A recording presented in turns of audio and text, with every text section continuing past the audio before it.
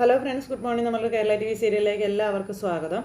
അങ്ങനെ വർഷയുടെയൊക്കെ താലികോർക്കൽ ചടങ്ങിൻ്റെ സംഭവങ്ങളുമൊക്കെ ആയിട്ട് നമ്മുടെ സച്ചിയും എല്ലാവരും കൂടി ഇങ്ങനെ ഇരിക്കുന്നു. അപ്പോൾ വഴക്കുണ്ടാകുമെന്ന് പ്രതീക്ഷിച്ച, അതായത് കഴുത്തേലിടുന്ന മാലയുടെ പേരിൽ വഴക്കുണ്ടാകുമെന്ന് പ്രതീക്ഷിച്ചിരുന്ന സച്ചി ഞെട്ടിപ്പോയി. ചന്ദ്രമതി കൊണ്ടുപോയ മാലയും മഹിമ കൊണ്ടുപോയ മാലയും വർഷ ഇട്ടുകൊണ്ട് വരുന്നു. അതുകൊണ്ട് ഇവരൊക്കെ അന്തം വിട്ടിങ്ങനെ നോക്കി നിൽക്കുക. അച്ഛാ, ആ പെണ്ണ് രണ്ടു മാലയും കഴുത്തിലെടുത്ത് കണ്ടില്ല, എന്തൊരു ബോറാന്നൊക്കെ സച്ചി ഇങ്ങനെ നമ്മുടെ അച്ഛനോട് പറയുമ്പോൾ ഒരു ബോറും ഇല്ല, നന്നായിട്ടുണ്ടെന്ന് പറഞ്ഞു രേവതി. അപ്പോൾ വർഷയെ കാണുമ്പോൾ ഇപ്പോൾ മഹാലക്ഷ്മിയെ പോലെ ഉണ്ടെന്ന് നമ്മുടെ രവിയേട്ടനും പറഞ്ഞു. അത് കേരള മഹാലക്ഷ്മിയാണോ എന്ന് ചോദിച്ചുകൊണ്ട് രവിയേട്ടനോട് നമ്മുടെ സച്ചി ചോദിക്കണം. ഒരു പ്രശ്നം ഉണ്ടാകാതിരിക്കാൻ വേണ്ടിയാ അവൾ രണ്ട് മാലയും കഴുത്തിലിട്ടതച്ചാന്നും പറഞ്ഞുകൊണ്ട് ഇങ്ങനെ സച്ചി പറയുമ്പോൾ വർഷ ബുദ്ധിശാലിയാ, പ്രശ്നം ഉണ്ടാകാതിരിക്കാനായിട്ടേ അവളെ ആ വിഷയം നല്ല രീതിയിൽ കൈകാര്യം ചെയ്തു എന്നുള്ള കാര്യങ്ങൾ രേവതി അന്നേരം പറഞ്ഞു.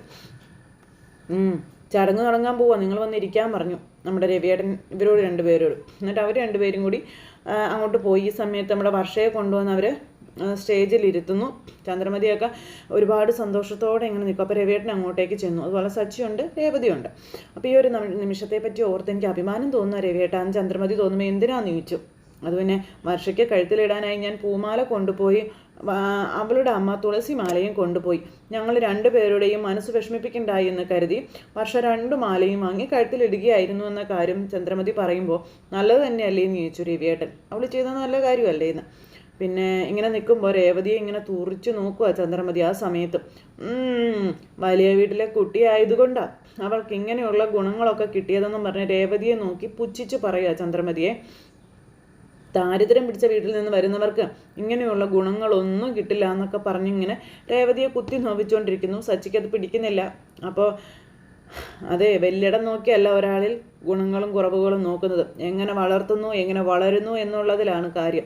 അതിന് ഏറ്റവും നല്ല ഉദാഹരണമാണ് നമ്മുടെ രേവതി മോള്. കേട്ടോ ചന്ദ്ര എന്ന് പറഞ്ഞ് രവിയേട്ടൻ അന്നേരം പറഞ്ഞു. ഓ എന്ന് പറഞ്ഞ് ചന്ദ്ര നിൽക്കുന്നു. അപ്പോൾ രേവതിയുടെ മനസ്സിന് സന്തോഷമായിട്ടോ. അപ്പോൾ ഭാമയും ഭയങ്കര സന്തോഷം രേവതിയെ പുകഴ്ത്തി പറയുന്നത് കേട്ടപ്പം. ചെറിയ വീട്ടിൽ പിറന്നാലെന്താ, ഇവളെ പോലെ നല്ല ഗുണങ്ങളുള്ള കുട്ടി നമ്മുടെ നാട്ടിൽ വേറെ ഉണ്ടോ എന്ന് രവിയേട്ടൻ അന്നേരം ഇങ്ങനെ ചോദിച്ചു. ഇവളെ ഓർത്തേ എനിക്ക് അഭിമാനമാണ് തോന്നണതെന്നും രവിയേട്ടൻ ചന്ദ്രമതിയോട് പറയുമ്പോൾ അച്ഛനും രേവതിയും ഭയങ്കര സന്തോഷത്തോടെ അങ്ങനെ നിൽക്കുക. എല്ലാ കുട്ടികളും രേവതിയെ കണ്ടാണ് പഠിക്കേണ്ടതെന്നും പറഞ്ഞിങ്ങനെ അച്ഛനിങ്ങനെ രേവതി അവിടെ വെച്ച് ഇങ്ങനെ പുകഴ്ത്തി സംസാരിക്കുന്നു കേട്ടോ. അങ്ങനെ അത്രയും പറഞ്ഞിട്ട് നമ്മുടെ സച്ചി ഭയങ്കര സന്തോഷമായിട്ട് ഇങ്ങനെ അവിടെ നിന്ന് അങ്ങ് പോകും. ഇതൊക്കെ കേട്ട് രേവതിയും പിന്നാലെ പോയി. അല്ല, സമയമായില്ലേ വർഷയുടെ താലി പിരിച്ച് കോർക്കൽ ചടങ്ങ് തുടങ്ങണ്ടേ എന്ന് ഭാമ ചോദിക്കുമ്പം ശ്രുതി അല്ലേ മൂത്ത മരുമകള്, അപ്പോൾ അവളുടെ ചടങ്ങാണ് ആദ്യം നടത്തേണ്ടതെന്നും പറഞ്ഞ് അവൾ മുറിയിൽ ഒരുങ്ങുന്നുണ്ടെന്നും ചന്ദ്രമതി ഇങ്ങനെ പറയാം. അല്ല, അവളുടെ അച്ഛൻ ഇനിയും വന്നില്ലല്ലോ എന്ന് പറഞ്ഞു നിൽക്കുമ്പം വരുമായിരിക്കും എന്നും പറഞ്ഞ ഭാമ ഇങ്ങനെ നിൽക്കുക. സമയത്ത് ചന്ദ്രമതിക്ക് മൊത്തത്തിലൊരു സംശയം. അല്ല, ശ്രുതിയുടെ ചടങ്ങാണ് ആദ്യം നടത്തുന്നതെങ്കിൽ എന്തിനാ വർഷയെ വേദിയിലേക്ക് കൂട്ടിക്കൊണ്ട് വന്നത്? അപ്പം ഞാൻ കൂട്ടിക്കൊണ്ടുവന്നതല്ല, വേദിയിൽ വെച്ച് അവളോടൊപ്പം ഫോട്ടോ എടുക്കണമെന്നും പറഞ്ഞ വർഷയുടെ സുഹൃത്തുക്കളാണ് അവളെ കൂട്ടിക്കൊണ്ട് വന്നതെന്ന് ചന്ദ്രമതി പറയുമ്പോൾ ആണോ, അത് ശരി എന്നും പറഞ്ഞതേ അവിടെ ഇരുന്ന് ഫോട്ടോ എടുപ്പും കാര്യങ്ങളൊക്കെ ആയിട്ട് ഇങ്ങനെ നിൽക്കുന്നു. മഹിമയും അതുപോലെ ഭർത്താവും കൂടി അപ്പുറ സൈഡിൽ മാറി നിൽക്കുന്നു. ഈ സമയത്ത് ശ്രീകാന്ത് വന്നിട്ട് നീ എന്ത് രണ്ടു മാറിയിട്ടിരിക്കണേന്ന് ചോദിച്ചു വർഷയെ കണ്ട്. ഞാനതൊക്കെ പിന്നീട് വിശദമാക്കി പറഞ്ഞുതരാം, ഞാനിപ്പോൾ എങ്ങനെയുണ്ട് എന്ന് ചോദിച്ചു കേട്ടോ. അപ്പോൾ ഇന്ന് മാത്രമല്ലല്ലോ, നീ എപ്പോഴും സുന്ദരിയല്ലേ എന്ന് ശ്രീകാന്ത് വർഷയോട് ചോദിച്ചപ്പം അപ്പം ഇന്ന് കൂടുതൽ സുന്ദരിയായിട്ടില്ലെന്നാണോ? അല്ല, അങ്ങനെയല്ല, കൂടുതൽ സുന്ദരിയായിട്ടുണ്ട് നമ്മുടെ ശ്രീകാന്ത് വർഷയോട് പറഞ്ഞു. പിന്നെ ഈ ഡ്രസ്സ് നിനക്ക് നന്നായി ചേരുന്നുണ്ട് കേട്ടോ എന്നും പറഞ്ഞു. എന്നിട്ട് വാ നമുക്ക് ഫോട്ടോ എടുക്കാമെന്നും പറഞ്ഞു അവർ രണ്ടുപേരും കൂടെ നിന്ന് ഫോട്ടോ എടുക്കുന്നു. അങ്ങനെ ആ ഒരു സമയത്ത് അങ്ങോട്ട് ചടങ്ങിൻ്റെ കാര്യം പറഞ്ഞുകൊണ്ട് മഹിമയൊക്കെ വന്നു. അപ്പോൾ ചടങ്ങ് തുടങ്ങാറായില്ല. ചേച്ചിയുടെ അച്ഛൻ വരുമെന്ന് പറഞ്ഞിരുന്നല്ലോ, വന്നോ എന്ന് ചോദിച്ചു. വന്നിരുന്നെങ്കിൽ ഇവിടെ ഒരു ഓളം ഉണ്ടാകുമായിരുന്നല്ലോ, ഇപ്പോൾ വരുമായിരിക്കും എന്ന് ശ്രീകാന്ത് പറയുന്നു. അപ്പോൾ ശ്രീകാന്ത് ഞങ്ങൾ മുറിയിലുണ്ടാകും കേട്ടോ എന്ന് പറഞ്ഞുകൊണ്ട് അവർ ഫോട്ടോ എടുക്കാനായിട്ട് അങ്ങോട്ടേക്ക് പോയി. അപ്പോൾ ഇവരിവിടെ ഇങ്ങനെ നോക്കി നിൽക്കുന്നു. ശ്രീകാന്തിൻ്റെ കുറേ ഫോട്ടോസും കാര്യങ്ങളൊക്കെ എടുക്കുന്നു. ആ സമയത്ത് വരുന്നവരെയൊക്കെ സ്വീകരിച്ച് അകത്തേക്ക് കയറ്റിയിരുത്തുക മസൂദന്. ഈ സമയത്ത് നമ്മുടെ മഹിമ രണ്ടുപേരെയും കൂട്ടിക്കൊണ്ട് അങ്ങോട്ടേക്ക് വന്നു. മധുവേട്ടാ, ഇവരാ ഞാൻ പറഞ്ഞ ആൾക്കാർ എന്നും പറഞ്ഞുകൊണ്ട്. അപ്പോൾ അപ്പോൾ സച്ചി എവിടെയുള്ളത്, എനിക്കവനെ അറിയില്ല എന്നും പറഞ്ഞ് അദ്ദേഹം പറയുമ്പം ആ പുറകിൽ ഡാർക്ക് കളർ ഷർട്ട് ധരിച്ചിരിക്കുന്നവനെ കണ്ടോ, അവനാണ് സച്ചി എന്നും പറഞ്ഞുകൊണ്ട് ഇങ്ങനെ കാണിച്ചു കൊടുത്തു അവർ. അപ്പോൾ സച്ചി ഇവരുമാർ കണ്ടു. ഓ അപ്പോൾ അവനാണല്ലേ, വാടാ എന്നും പറഞ്ഞുകൊണ്ട് കൂടെ വന്നവനെയും വിളിച്ചുകൊണ്ട് ഇയാൾ അകത്തേക്ക് കയറിപ്പോയി. അപ്പം മഹിമ നമ്മൾ ഉദ്ദേശിക്കുന്ന പോലെ കാര്യങ്ങളൊക്കെ നടക്കുമല്ലോ അല്ലേ എന്ന് മധുസൂദനൻ ചോദിക്കുമ്പോൾ എല്ലാം നടക്കും മധുവേട്ടാ, എല്ലാം നടക്കുമെന്ന് ഞാൻ അങ്ങോട്ട് ചെല്ലട്ടെ എന്നും പറഞ്ഞ് മഹിമയും അകത്തേക്ക് കയറിപ്പോയി. ഈ സമയത്ത് വന്നവന്മാരിങ്ങനെ നമ്മുടെ സച്ചിയെ നോക്കിക്കൊണ്ട് ഇങ്ങനെ നിൽക്കുക അവിടെ ചെന്ന്. അത് കഴിഞ്ഞപ്പോൾ മഹിമയെ അകത്തേക്ക് കയറി ചെന്ന് ഇവന്മാരെന്താ ചെയ്യുന്നതെന്ന് നോക്കാൻ വേണ്ടിയിട്ട് നിൽക്കുമ്പോൾ ആ പുള്ളി കൈ കൊണ്ട് ഇങ്ങനെ സെറ്റാക്കാമെന്ന് പറഞ്ഞുകൊണ്ട് ഇങ്ങനെ നിൽക്കുക. എന്നിട്ട് പതുക്കെ ഫോൺ എടുത്ത് വിളിച്ച് സച്ചിയുടെ അടുത്ത് നിന്ന് ഫോണിൽ സംസാരിക്കുന്നു. എന്നിട്ട് അതെ അതെ എന്നൊക്കെ പറഞ്ഞുകൊണ്ട് ഇങ്ങനെ ഭയങ്കര ഒച്ചയ്ക്ക് സംസാരിച്ചിട്ട് ഈ സച്ചിയുടെ കാലെ കയറി ചവിട്ടി അരയ്ക്കുക. സച്ചി സഹിച്ച് മടുത്തു. സച്ചി കടിച്ചു പിടിച്ചോണ്ട് ഇങ്ങനെ നിൽക്കും. അപ്പോഴത്തേക്ക് രേവതിയുടെ അടുത്ത് എന്നും പറഞ്ഞുകൊണ്ട് സച്ചി ഇങ്ങനെ കാണിച്ചു. നിങ്ങൾ എന്താ ഈ കഥകളി കാണിക്കുന്നത്, എന്താ സച്ചിയേട്ടാന്ന് ചോദിച്ചു. അടങ്ങിയിരിക്കാൻ പറയുമ്പോൾ എന്നും പറഞ്ഞുകൊണ്ട് സച്ചി ഇങ്ങനെ. എന്നിട്ട് സച്ചിയുടെ കാലെ കയറി ഇയാൾ ചവിട്ടി അരയ്ക്കുക കേട്ടോ. സച്ചിയാണെങ്കിൽ മാക്സിമം ക്ഷമിച്ചിങ്ങനെ നിൽക്കുകയാണ്. ഈ സമയത്ത് സച്ചിക്ക് പ്രകോപനം ഉണ്ടാകാൻ വേണ്ടിയിട്ടാണ് ഇങ്ങനെ അയാൾ എന്ന് പറഞ്ഞിട്ട് കാലെ കയറി ചവിട്ടി അരച്ച് കറക്കും ഇയാൾ. അപ്പം നീ ഒരു കാര്യം ഏൽപ്പിച്ചാൽ അത് ചെയ്യാനെന്താ എനിക്ക് അറിയില്ലേ, നിനക്ക് എന്തിനാ വെറുതെ ടെൻഷൻ എന്നൊക്കെ ചോദിച്ചു ഇയാൾ ഫോണിൽ ഇങ്ങനെ സംസാരിച്ചുകൊണ്ടേ ഇരിക്കുന്നു. അതും സച്ചിയുടെ കാലെ ചവിട്ടിക്കൊണ്ട്. ഈ സമയത്ത് എന്ത് ചെയ്തു, നമ്മുടെ സച്ചി പെട്ടെന്ന് ചാടി അങ്ങോട്ടേക്ക് എഴുന്നേറ്റു.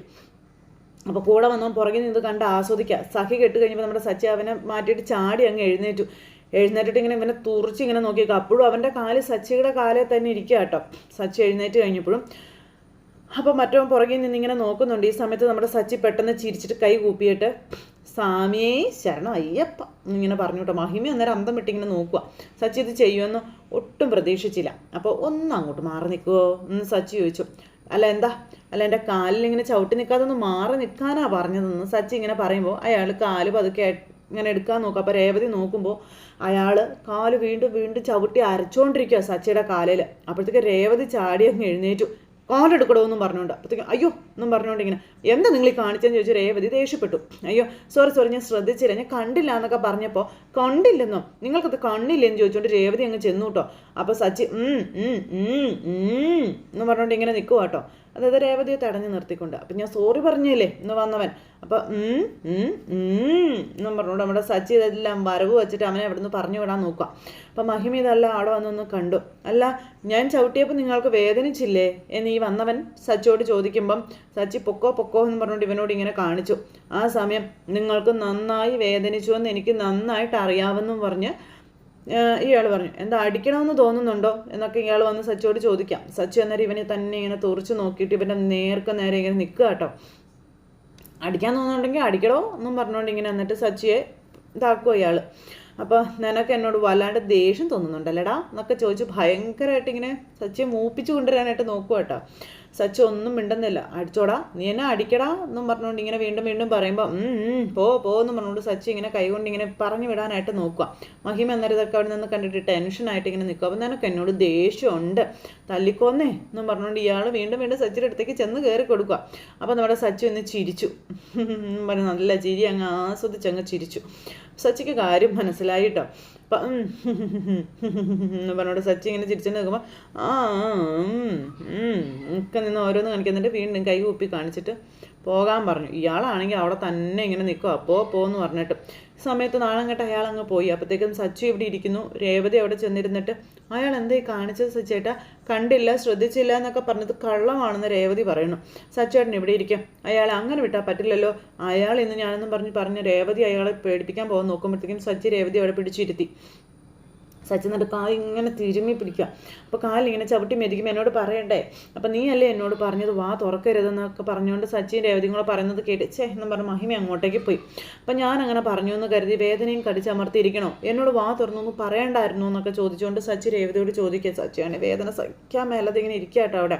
അപ്പോൾ നല്ല വേദന ഉണ്ടോ സച്ചേട്ടാന്ന് ചോദിക്കുമ്പോൾ പിന്നെ വേദന ഇല്ലാതിരിക്കും എനിക്ക്, അവൻ എൻ്റെ കാലിൽ കയറി നിന്നേ ഡാൻസ് ചെയ്തിട്ടാണ് പോയതെന്ന് സച്ചി രേവതിയോട് പറഞ്ഞു. രേവതി കാലിലേക്ക് ഇങ്ങനെ നോക്കുക. അപ്പോൾ സച്ചിൻ്റെ ദേഷ്യം വന്നില്ലേന്ന് ചോദിച്ചു. ദേഷ്യൻ്റെ തലോട്ടിയിലേക്ക് കയറിയായിരുന്നു. ഞാനവനെ എന്തെങ്കിലും ചെയ്താലേ വർഷയുടെ വീട്ടുകാർക്ക് പിന്നെ അതും മതി. ഞാൻ ചടങ്ങ് അലങ്കോലമാക്കിയെന്നും പറഞ്ഞു അവർ വെറുതെ പ്രശ്നം ഉണ്ടാക്കും. കുറ്റമൊക്കെ അവസാനം എൻ്റെ തലയിലാകും. എന്തിനാ വെറുതെ നമ്മളായിട്ട് പ്രശ്നം ഉണ്ടാക്കുന്നതെന്നൊക്കെ സച്ചി രേവതിയോട് അന്നേരം ചോദിച്ചു. അന്നേരം നല്ല വേദന ഉണ്ടല്ലോ സച്ചേട്ടാ, ഞാൻ തടവി തരാമെന്ന് പറഞ്ഞ് രേവതി തടവാൻ നോക്കുമ്പോൾ താൻ എന്തേ കാണിക്കുന്നത്? അയ്യോ ഞാൻ സംസാരിച്ചു, ഞാൻ പെട്ടെന്ന് സൈലന്റ് മോഡിലേക്ക് അയക്കാം അല്ലെങ്കിൽ പ്രശ്നമാണെന്ന് പറഞ്ഞുകൊണ്ട് സച്ചി വന്നു. ഇങ്ങനെ മുഖമൊക്കെ പൊത്തി കാലെടുത്ത് കാലുമേ കയറ്റി വെച്ചിട്ട് തിരുമിക്കൊണ്ടിരിക്കുക. സച്ചേട്ടാ എന്ന് വിളിച്ച് രേവതി തൊട്ടപ്പുറം നിന്ന് ഇങ്ങനെ വിളിച്ചുകൊണ്ടിരിക്കുക. അത് കഴിഞ്ഞ് അകത്ത് കയറി ചെന്നിട്ട് മഹിമയായിട്ട് ഈ കാലെ ചവിട്ടിയാൻ സംസാരിക്കാം. അവൻ എന്തൊരു മനുഷ്യനാണ്, ഞാനവനെ ചവിട്ടിയത് അവന് നന്നായിട്ട് തന്നെ വേദനിച്ചിട്ടുണ്ട്, അവൻ പ്രശ്നം ഉണ്ടാക്കും എന്നാണ് ഞാൻ കരുതിയത് എന്നൊക്കെ പറഞ്ഞുകൊണ്ട് ഇയാളിങ്ങനെ പറയുന്നു കേട്ടോ. പക്ഷെ അവൻ പ്രതികരിച്ചത് വേറെ രീതിയിലാണല്ലോ. അപ്പോൾ അവൻ്റെ സ്വഭാവം വെച്ച് അവൻ നിന്നെ കൈനീട്ടി അടിക്കേണ്ടതായിരുന്നു, പക്ഷെ അവനത് ചെയ്തില്ലല്ലോ. എന്താ അവന് പറ്റിയെന്ന് മനസ്സിലാകുന്നില്ല. എന്നിട്ട് ഞാൻ അവനോട് ഉടക്കാനായിട്ട് നോക്കിയതാ. സ്വാമിയെ ശരണയ്യപ്പ എന്ന് പറഞ്ഞ് തൊഴുതു നിൽക്കുന്നതിൻ്റെ അടുത്ത് പിന്നെ ഞാൻ എന്ത് ചെയ്യാനാണെന്ന് ഇയാൾ ചോദിച്ചു. നീ അവന് നന്നായി ചവിട്ടിയില്ലായിരുന്നു എന്ന് ചോദിച്ചു ഈ മഹിമ. അവന് വേദനിച്ചെങ്കിൽ അവൻ പ്രശ്നം ഉണ്ടാക്കേണ്ടതായിരുന്നല്ലോ. എന്നാലേ ഞാനൊരു ചവിട്ട് തരാമെന്ന് പറഞ്ഞിട്ട് മഹിമയുടെ കാലിനിട്ട് ഒറ്റ ചവിട്ടായിരുന്നു. മഹിമ സച്ചു കൊടുക്കേണ്ട അടി ഇവനിട്ട് കൊടുത്തു. ഇവൻ്റെ കാരണം നോക്കി മഹിമയെ അടിച്ചു. എടാ വൃത്തികെട്ടവനെ, നീ ഇപ്പോഴെന്തിനാണ് എൻ്റെ കാലൊക്കെ ചവിട്ടിയെന്ന് ചോദിച്ചുകൊണ്ട് മഹിമയോ അയാളെ തെറി മുഴുവൻ പറയോട്ടോ. അയാളെ തെറി മുഴുവൻ കേട്ട് ഇങ്ങനെ നിൽക്കുക. തേച്ചാലും കുളിച്ചാലും മായാത്ത തെറികളൊക്കെയാണ് ചേട്ടനെ വിളിക്കുന്ന മഹിമ. അപ്പം ചേച്ചിക്ക് വേദനിച്ചില്ലേ? ദേഷ്യം വന്നില്ലേ? അതുപോലെ അവനും ദേഷ്യം വരേണ്ടതായിരുന്നു. ചേച്ചിയെ ഞാൻ പതുക്കെയാണ് ചവിട്ടിയത്. അവൻ്റെ കാലിൽ ഞാൻ ചവിട്ടി മെതിച്ചതാ. ആരായിരുന്നാലും ആ സെക്കൻഡിൽ എന്നെ അടിക്കുമായിരുന്നു. പക്ഷെ അവൻ എന്നെ ഒന്നും ചെയ്തില്ല. അതെന്താ അത്? ഇങ്ങനെയൊരു പാവത്തിനെ ഇതുവരെ ഞാൻ കണ്ടിട്ടില്ല. നല്ല ക്ഷമയുണ്ട് അവനെന്നൊക്കെ ചേട്ടന്മാർ വന്ന് പറഞ്ഞു. അങ്ങനെയുള്ളവനെ ദേഷ്യം പിടിപ്പിക്കാനൊന്നും കഴിയത്തില്ലേ ചേച്ചി? അപ്പം അവനെ നിനക്ക് ശരിക്കും അറിയില്ല. അതുകൊണ്ട് ഇപ്പം നീ ഇങ്ങനെയൊക്കെ ഇരുന്ന് ഇവിടെ സംസാരിക്കുന്നത്. ഇന്ന് അവനിവിടെ പ്രശ്നം ഉണ്ടാക്കണം, ചടങ്ങ് അലങ്കോലാക്കുകയും വേണം. അതിനെന്തെങ്കിലും ചെയ്യാൻ പറ്റുമെന്നാണ് നോക്കേണ്ടതെന്ന് പറയുമ്പോൾ ചേച്ചി ഇത് എനിക്ക് വിട്ടേക്ക് ചേച്ചി, ബാക്കി കാര്യം ഞാൻ ഏറ്റവും പറഞ്ഞ് ഒരു കൂടെയുള്ള ഒരാൾ എൻ്റെ കയ്യിലൊരു പ്ലാൻ ഉണ്ടെന്നും പറഞ്ഞു. ചേച്ചി കണ്ടോ, ഇന്ന് വലിയ പ്രശ്നം ഉണ്ടാകുമെന്നും പറഞ്ഞുകൊണ്ട് ഇങ്ങനെ അവൻ പോവുക അടുത്ത ദൗത്യം ഏറ്റെടുത്തേ. ഈ സമയത്ത് നമ്മുടെ സച്ചി രേവതിയും കൂടെ അവിടെ ഇരിക്കുന്നപ്പോൾ മഹിമ ഓടി വന്നു ഇവിടെ നടക്കുന്നത് എന്താണെന്ന് കാണാൻ വേണ്ടിയിട്ട്. അപ്പോൾ സച്ചിയുടെ ഫോണിലേക്ക് ഒരു കോൾ വന്നു. അപ്പോൾ രേവതിയെ നോക്കിയിട്ട് സച്ചി ഫോൺ എടുത്ത് അതായത് കോൾ എടുത്തോട്ടെ എന്നിങ്ങനെ ആംഗ്യ ഭാഷയിൽ ചോദിക്കാം. സച്ചേട്ടൻ എന്തേ കാണിക്കണേ? സച്ചേട്ടനോട് ഫോൺ എടുക്കരുതെന്ന് ഞാൻ പറഞ്ഞോ എന്ന് രേവതി ചോദിച്ചു. എന്തിനാ ഇതൊക്കെ എന്നോട് ചോദിക്കുന്നത്? എടുത്ത് സംസാരിച്ചുകൂടെ സച്ചേട്ടനെന്ന് ചോദിച്ചു കേട്ടോ. അപ്പോൾ സച്ചി ആണെങ്കിൽ അപ്പുറം മാറി നിന്ന് സംസാരിക്കാനായിട്ട് അങ്ങ് പോകുമ്പോൾ സച്ചേട്ട സൂക്ഷിക്കണേ എന്ന് പറഞ്ഞു രേവതി. എന്നും പറഞ്ഞ് സച്ചി ഫോൺ എടുത്ത് അപ്പുറം മാറിക്കുന്നു.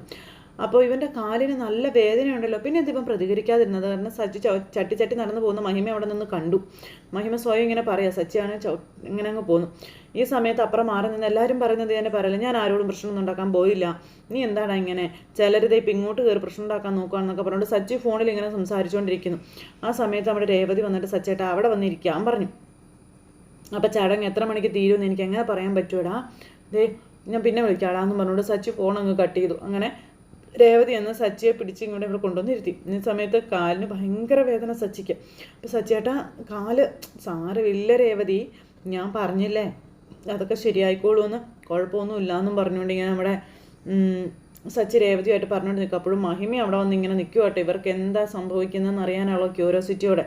എന്നിട്ട് മഹിമ ഇങ്ങനെ ഭയങ്കര കലിപ്പിലും ഇങ്ങനെ സച്ചിയെയും രേവതിയെയും നോക്കിക്കൊണ്ട് ഇങ്ങനെ നിന്നിട്ട് അകത്തേക്ക് കയറിപ്പോയി. പാവം ഇതുങ്ങളിതൊന്നും കാണുന്നില്ല. ഈ സമയത്ത് മുഖവും വലിച്ചു കയറ്റി പിടിച്ച് നമ്മുടെ ശ്രുതി അവിടെ ഒരുങ്ങിക്കൊണ്ടിരിക്കുക. ശ്രുതിയുടെ ചെങ്കിൽ പഞ്ഞി വെച്ചാൽ കത്തും. അങ്ങനെ രണ്ടെണ്ണങ്ങളും ഒരുങ്ങിയിരിക്കുമ്പം നോണ പറഞ്ഞ് എത്ര നേരം പിടിച്ചു നിൽക്കാനാവുമോ എന്തോ. ശ്രുതി മീരയോട് പറയുമ്പോൾ എടി നീ അത് വിട്ടുകളാം, കാര്യങ്ങളും നമ്മൾ പ്ലാൻ ചെയ്ത രീതിയിലേക്ക് തന്നെ വരും, നീ ടെൻഷൻ അടിക്കരുതെന്ന് പറഞ്ഞുകൊണ്ടിരിക്കുമ്പോഴാണ് കോളിംഗ് ബെല്ലിൻ്റെ ശബ്ദം കേൾക്കുന്നത്. മീര ചെന്ന് വാതിൽ തുറന്നപ്പോഴത്തേക്കും ചന്ദ്രമതിയും ഭാമയും കൂടെയാണ് വന്നത്. ശ്രുതി എന്ന് പറഞ്ഞ് ഓടി കയറി വന്നു ചന്ദ്രമതി. ശ്രുതി സമയമായി, ഞാൻ ഓൾമോസ്റ്റ് റെഡി ആണല്ലോ ആൻറ്റി, പിന്നെന്താ നീ റെഡി ആവുന്നതൊക്കെ അവിടെ ഇരിക്കട്ടെ, നിൻ്റെ അച്ഛൻ എന്താ വരാത്ത, നിൻ്റെ അച്ഛൻ എവിടെയാണെന്ന് ചോദിച്ചു. അപ്പോഴത്തേക്കും അത് മഴക്കാലത്ത് മഴ ഇന്ന് വരും നാളെ വരുമെന്ന് റേഡിയോയിൽ പറയുന്നത് പോലെ നീ ഇത് പറയാൻ തുടങ്ങിയിട്ട് കുറേ ആയല്ലോ എന്ന് ഭാമ അന്നേരം പറഞ്ഞു. അത് പിന്നെ വരും ആൻറ്റി, എപ്പോൾ വരുവാനാ?